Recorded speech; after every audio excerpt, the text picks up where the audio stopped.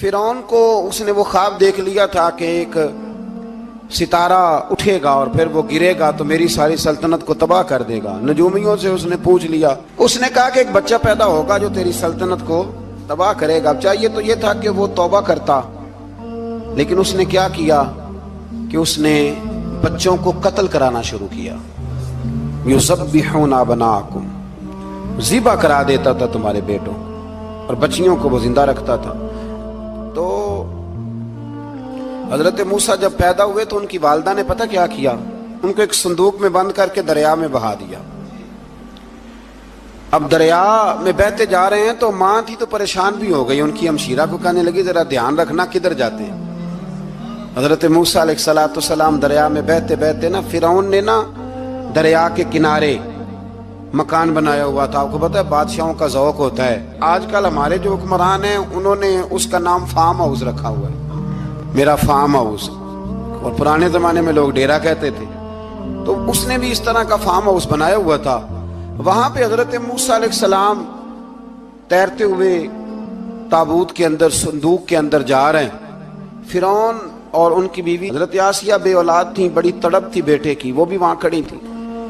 صندوق تیرتا ہوا آیا تو فرعون نے کہا کہ جاؤ پکڑ کے لاؤ دیکھو کیا ہے۔ جب وہ لے کے آئے نا تو آپ کی ہمشیرہ جو نگرانی کر رہی تھی پریشان ہو گئی کہ یہ تو اس کے ہاتھ لگ گئے، یہ تو اب مار ڈالے گا۔ لیکن جب خوبصورت اور چمکتا ہوا بچہ دیکھا تو بی بی آسیہ کہنے لگی یہ بنی اسرائیل کا ہے ہی نہیں، یہ تو پتہ نہیں کہاں سے بہتا ہوا یہاں آ گیا ہے، تم ایسے ہی چھوڑ، یہ پتہ نہیں کہاں سے ہے، رکھ نہ لیں، رکھ نہ لیں۔ تو حضرت موسیٰ علیہ السلام وہ کہنے لگا نہیں انہی کے ہیں، موسیٰ علیہ السلام اسی کے ہیں۔ تو آسیہ کہنے لگی تیرے تو سر پہ نا بس بھوت ہی سوار ہو گیا، ہر وقت وہی لوگ تجھے یاد رہتے، یہ پتہ نہیں کہاں سے بہ کے آیا۔ اب رکھ لیا، مان گیا فرعون۔ آپ فرعون کے گھر میں جو اس لیے بچے مروا رہا تھا کہ میری سلطنت حضرت موسیٰ پیدا نہ ہو جائیں، تو اسی کے گھر میں پرورش پانے لگے، اسی کے گھر میں۔ اب عورتیں منگائیں گئی دودھ پلانے کے لیے، تو حضرت موسیٰ علیہ السلام کسی بی بی کا دودھ نہیں پیتے، تو آپ کی ہمشیرہ نہ وہیں دائیں بائیں گھومتی رہتی۔ تو کہنے لگی جناب آسیہ سے کہ میں ایک بی بی کو جانتی ہوں، بڑی صاف ستھری ہے، مجھے امید ہے یہ بچہ اس کا دودھ پیے گا۔ تو فرعون کہنے لگا دوڑ کے لا، تو وہ اپنی والدہ کو لے کے آئیں تو حضرت موسیٰ نے فوراً دودھ پینا شروع کر دیا۔ فرعون کو پھر تھوڑا شک ہوا۔ ایک روایت یوں بھی لکھی ہے بعض لوگوں نے کہ فرعون ایک دن اٹھایا ہوا تھا حضرت موسیٰ کی، ابھی تھوڑی سی عمر تھی، تو آپ نے اس کی داڑھی پکڑ کے تو ایک گھونسا دے مارا، جلالی تو شروع سے ہے نا۔ تو کہنے لگا آسیہ تو مان نہ مان یہ بچہ وہی ہے۔ تو حضرت بی بی آسیہ کہنے لگی کہ تجھے غلط فہمی ہے، یہ وہ نہیں ہے۔ اس نے کہا دیکھو نا یہ تو اٹھاتی ہے تو پیار کرتا ہے، اور میرے جب قریب آتا ہے تو اس کے لب و لہجے میں تلخی محسوس کرتا ہوں۔ اس نے کہا بچوں کو کیا پتا۔ خیر ایک طرف اس نے کھانے پینے کی چیزیں رکھ دی، ایک طرف انگارے رکھ دیے، وہ بھی حضرت آسیہ کہتی ہیں کہ تجھے سمجھ آئے بچے بچے ہوتے ہیں۔ حضرت موسیٰ بچے تو تھے پر تھے تو اللہ کے نبی نا، اللہ کے نبی تھے۔ جب اس نے کہا نا یہ بچے ہیں تو حضرت موسیٰ علیہ السلام بجائے انگاروں کی طرف جانے کے، نبی تھے، وہ سیدھے کھانے پینے والی چیزوں کی طرف بڑھنے لگے۔ فرعون کہنے لگا اب بتا۔ اللہ تعالیٰ نے حضرت جبریل کو بھیجا، انہوں نے کہا ادھر نہیں جانا آپ ادھر جائیے۔ تو آپ آگ کی طرف گئے اور ایک کوئلہ اٹھا کے زبان پہ رکھ لیا۔ تو آسیہ کہنے لگی سمجھ آئی، بچے کو کیا پتا کدھر جانا ہے کدھر نہیں جانا، اگر وہ اتنا ہی خیال ہوتا وہی بچہ ہوتا تو آگ۔ اور بعض مفسرین نے لکھا ہے یہ جو حضرت موسیٰ دعا مانگتے تھے نا رب اشرح لی صدری ویسر لی امری، یہ وہ آگ کا انگارہ جب کوئلہ منہ میں رکھا تھا نا تو اس کی وجہ سے زبان میں کچھ لکنت آ گئی، تو آپ دعا کرتے تھے کہ یا اللہ میری زبان کی وہ بند گرا کھول دے تاکہ میں کھل کے فرعون کے سامنے بات کر سکوں۔ وہیں حضرت موسیٰ پلنے لگے، وہیں پلے، وہیں جوان ہوئے، وہیں اللہ نے ساری دولتیں دی، بہن بھی ملی، ماں بھی ملی، اور سارے عزیزوں کا پیار بھی ملا۔ اسی گھر کے اندر اللہ نے پرورش کر کے فرعون کے ظلم سے بنی اسرائیل کو نجات عطا فرمائی۔ کہ موسیٰ پھر فرعون کے گھر میں پلنے لگے، اور جب جوان ہو گئے تو فرعون کے ہاں جو ظلم ہوتا تھا حضرت موسیٰ اس پر بول پڑتے تھے، جلال فرماتے۔ تو فرعون پھر ناراض رہنے لگا، یہاں تک کہ اس نے آپ کو نکال دیا آپ تشریف لے گئے وہاں سے. تو حضرت موسیٰ ایک دن شام کے وقت دوبارہ آئے بستی میں، لوگ سوئے ہوئے تھے. تو دو آدمی، ایک بنی اسرائیل میں سے اور ایک فرعون کی اپنی قوم میں سے، وہ دونوں آپس میں جھگڑ رہے تھے. لیکن وہ جو حضرت موسیٰ کی بنی اسرائیل کی قوم کا شخص تھا، اس پر وہ قبطی، وہ جو فرعون کے قریبی لوگوں میں سے تھا، وہ ظلم کر رہا تھا اور بوجھ اٹھانے کی بات کر رہا تھا. اب اس نے حضرت موسیٰ کو پکارا کہ یہ دیکھے میرے ساتھ کس طرح کی بات کر رہا ہے. تو حضرت موسیٰ کا ارادہ بھی نہیں تھا، آپ نے بس اس کو سمجھایا. پر کچھ لوگوں کو سمجھ، تو حضرت موسیٰ نے پھر ایک مکہ مارا، ایک گھونسا مارا، صرف ایک ہی. یہ کئی تگڑے اور دلیر اس طرح کے بھی ہوتے ہیں کہ گھونسا ایک بھی برداشت نہیں کرتے. وہ ایک مارا، آدمی دھڑام سے زمین پہ گرا اور ماری گیا. حضرت موسیٰ کا ارادہ نہیں تھا لیکن وہ مر گیا. حضرت موسیٰ علیہ السلام نے اس بات پر اپنے رب سے استغفار بھی فرمائی. قرآن کہتا ہے کہ انہوں نے معافی چاہی کہ اللہ میرا ارادہ نہیں تھا. بہرحال اگلے دن نا حضرت موسیٰ دوبارہ آئے. وہ سنا کرتے تھے نا ہم کہ بیوقوف دوست سے عقل مند دشمن بہتر ہوتا ہے. وہ کم از کم دشمنی تو عقل مندی سے کرتا ہے نا، لیکن جو بیوقوف دوست ہو بیوقوفی. حضرت موسیٰ دوبارہ آئے تو وہ بنی اسرائیلی اگلے دن کسی اور سے جھگڑا کر رہا تھا. پھر اس نے مدد کے لیے پکارا تو حضرت موسیٰ کہنے لگے مجھے لگتا یہ ہے کہ تیری عادت ہے، تو خود بڑا جھگڑالو ہے، تو نے روز نیا جھگڑا شروع کیا ہوتا ہے. حضرت موسیٰ جب اس کی طرف بڑے نہ ڈانٹنے کے لیے تو اس نے شور کرنا شروع کر دیا. کہنے لگتا ہے جس طرح آپ نے اسے کل قتل کیا تھا مجھے بھی قتل ہی کریں گے. یہ انسانوں کا مزاج ہے کہ آپ جب تک کسی کے طبیعت کے مطابق چلیں گے وہ راضی رہتا ہے، اور ذرا آپ اس کی طبیعت سے ہٹتے ہیں تو وہ شور کرتا ہے. اس نے کہا جی آپ مجھے بھی لگتا ہے ماریں گے. حضرت موسیٰ کلیم اللہ علی نبینا علیہ السلام کے بارے میں جب اس نے شور کیا تو بات پھر فرعون کے دربار تک گئی. وہ تو پہلے ہی بہانہ تلاش کر رہا تھا. اس نے کہا ڈھونڈو، پکڑو اور معاذ اللہ شہید کریں گے. کسی نے آ کے خبر دی کہ آپ جہاں سے ہجرت کر جائیں، اس لیے کہ آپ کے لیے یہاں حالات درست.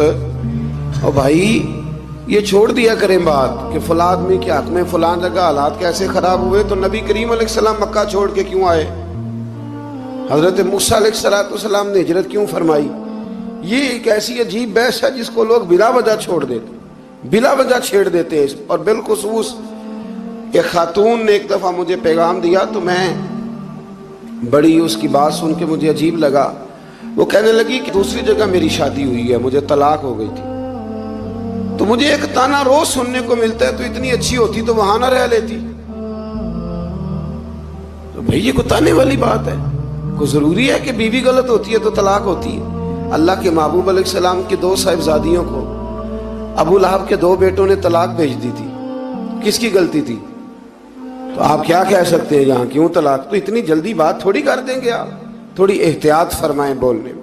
تو حضرت موسیٰ علیہ السلام وہاں سے نکلے اور آپ مدین کی طرف چلے گئے. مدین وہ علاقہ تھا جہاں فرعون کی حکومت کوئی نہیں تھی.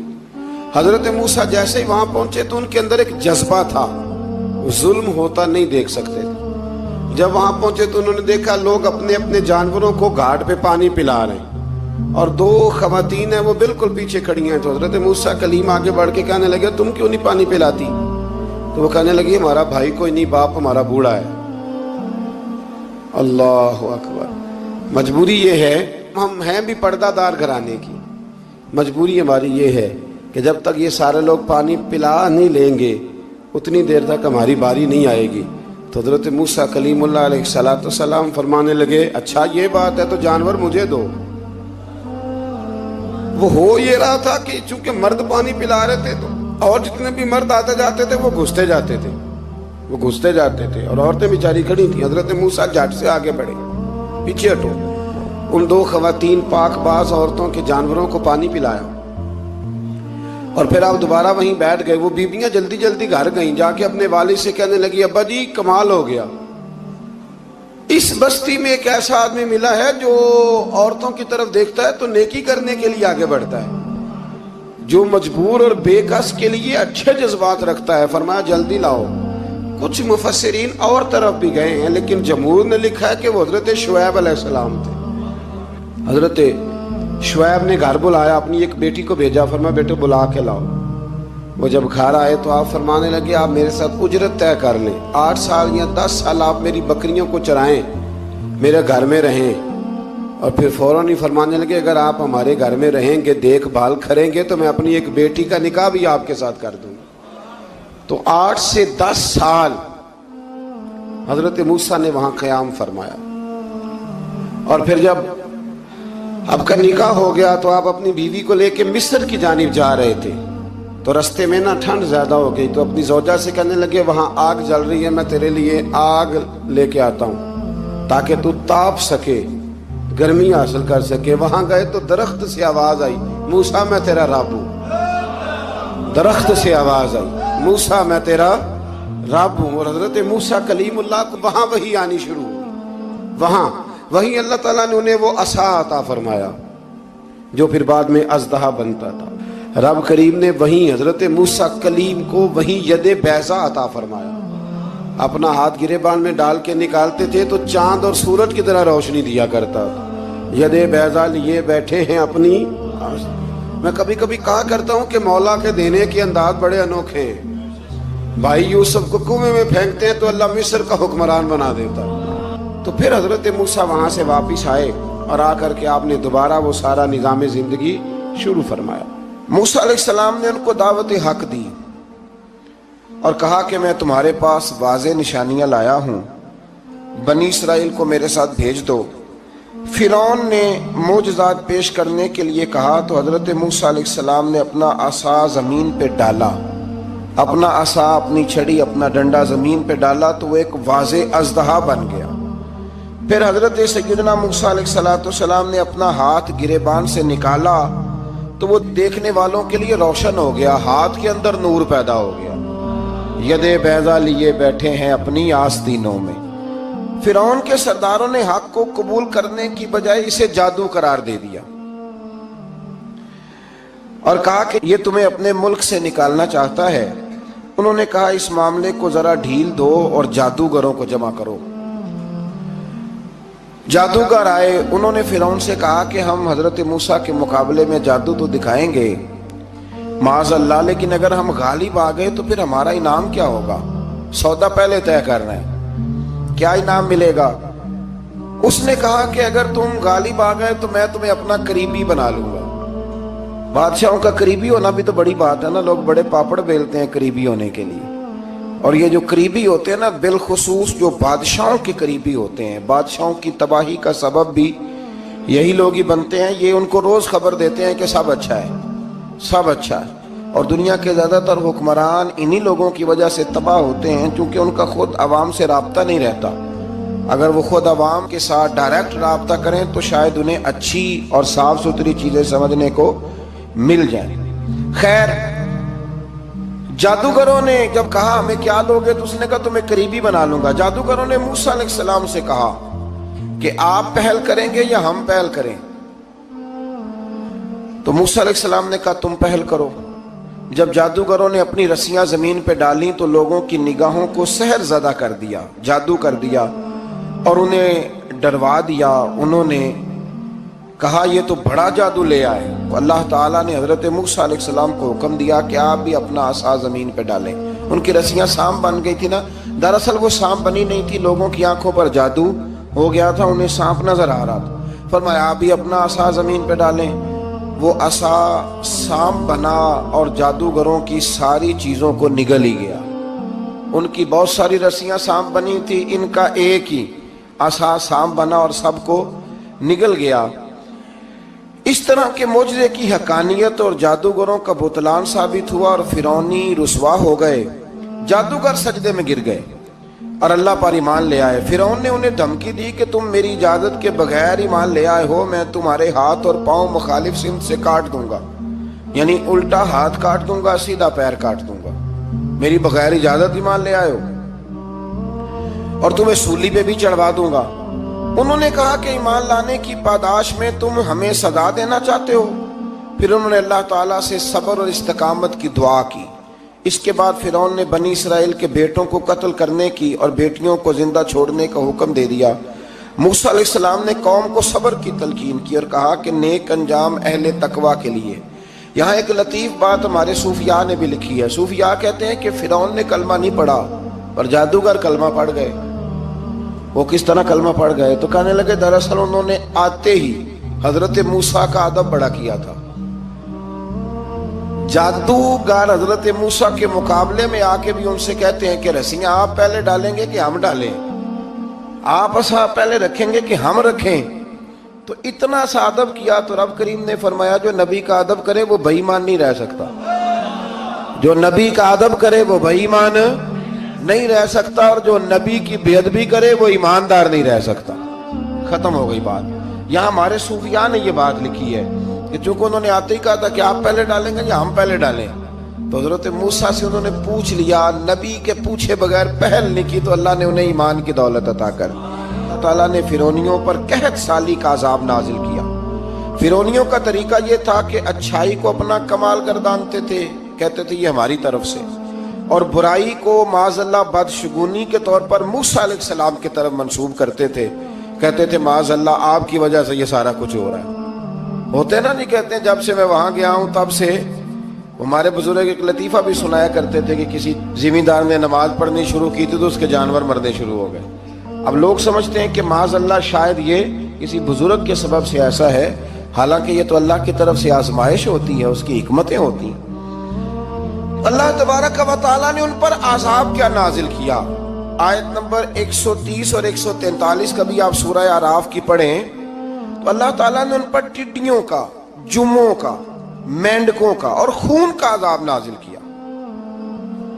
یہ کس قسم کا عذاب ہے؟ جمعے پڑ گئے، ٹڈیاں آ گئیں، یہ اللہ نے عذاب نازل کیا۔ جب وہ عذاب میں مبتلا ہوئے تو موسیٰ علیہ السلام سے کہا کہ آپ اللہ سے دعا کریں کہ ہم سے یہ عذاب ٹل جائے، اگر ایسا ہوا تو ہم ایمان لے آئیں گے، بنی اسرائیل کو بھی آزاد کر دیں گے۔ لیکن موسیٰ علیہ السلام کی دعا کے نتیجے میں جب عذاب ٹل جانے کے بعد فرعونی پھر اپنے وعدے سے پھر گئے۔ بنو قریظہ والوں نے بھی کئی دفعہ حضور سے وعدے کیے پر اپنے وعدوں پر قائم۔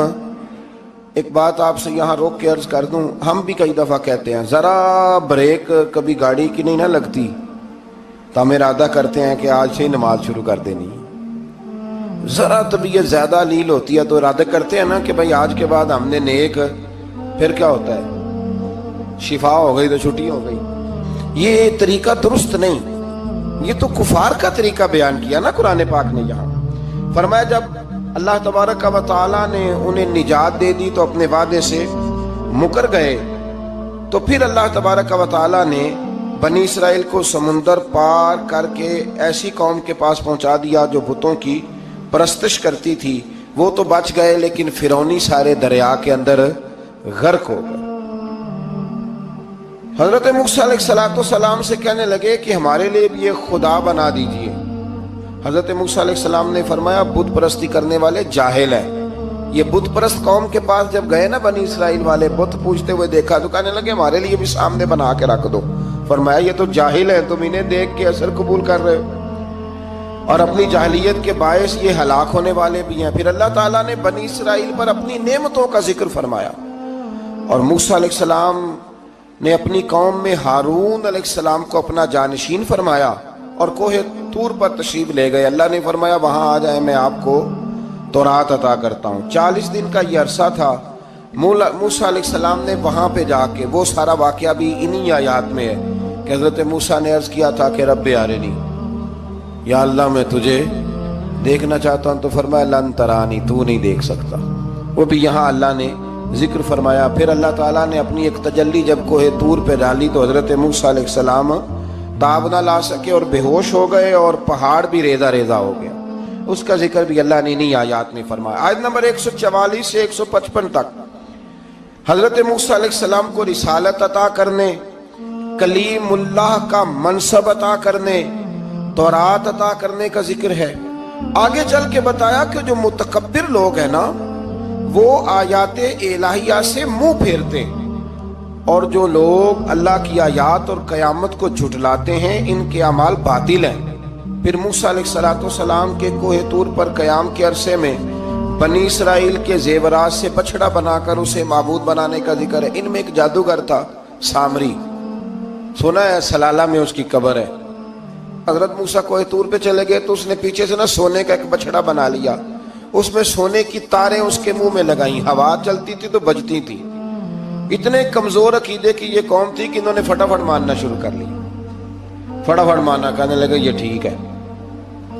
چنانچہ موسیٰ علیہ السلام جب واپس آئے تو قوم پر غصے اور افسوس کا اظہار فرمایا اور کہا میرے پیچھے تم نے ایسا برا کام کیا ہے۔ انہوں نے تورات کی تختیاں بھی زمین پہ ڈالی اور اپنے بھائی ہارون علیہ السلام کا سر پکڑ کے اس سے جواب طلبی کی۔ انہوں نے کہا اے میرے ماں جائے، بڑے خوبصورت لفظ ہے قرآن پاک، اے میرے ماں جائے، اے میرے بھائی، قوم نے مجھے بے بس کر دیا اور قریب تھا کہ یہ مجھے قتل بھی کر دیتے۔ اب آپ مجھ پر سختی کر کے دشمنوں کو ہنسنے کا موقع نہ دیں، کبھی بھی دشمنوں کو اپنے اوپر ہنسنے کا موقع نہ دینا چاہیے۔ پھر آیت نمبر 151 میں موسیٰ علیہ السلام کی دعا اور کلمات استغفار کا ذکر ہے۔ آگے چل کے بتایا کہ غصہ ٹھنڈا ہونے پر موسیٰ علیہ السلام نے تورات کی تختیوں کو اٹھایا جن کی تحریر میں اللہ سے ڈرنے والوں کے لیے ہدایت اور رحمت کی بشارت تھی۔ آیت نمبر 156 سے لے کر 158 تک میں موسیٰ علیہ السلام کی دعا کا ذکر ہے، جس میں انہوں نے اپنی قوم کے لیے اللہ تعالیٰ سے دنیا اور آخرت کی بھلائی مانگی۔ اللہ تعالیٰ نے فرمایا یہ کامل نعمت میں ان لوگوں کو عطا کروں گا جو ایمان کے ساتھ تقوی بھی اختیار کریں گے، یہ انہیں ملے گی نعمت، اور پھر وہ زکوٰۃ دیں گے اور اس عظیم رسول یعنی نبی کریم صلی اللہ تعالی علیہ وآلہ وسلم کی وہ پیروی کریں گے۔